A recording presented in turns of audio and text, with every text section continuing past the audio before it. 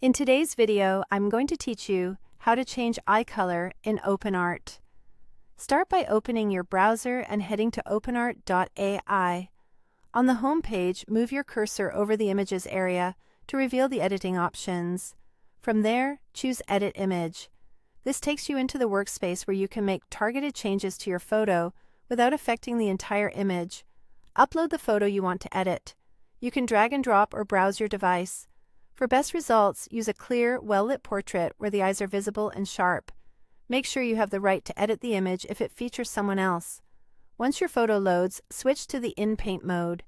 InPainting lets you tell the tool exactly which part of the image to modify, in our case, just the eyes, so the rest of the photo stays untouched. Next, adjust the manual brush.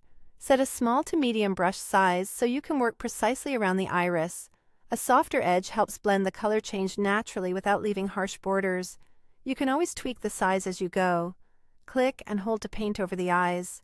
Carefully mask only the irises, the colored rings around the pupils, and avoid the whites of the eyes and eyelashes. Zoom in if you need to be more accurate. If you overpaint, use undo or the eraser to clean the edges. Getting a clean mask here makes a big difference in the final result. Now add your text prompt. Keep it clear and direct. For example, change eye color to brown or black or any color you'd like. You can be more descriptive too, like light hazel, deep emerald green, or ice blue for a more specific look. Choose a model next.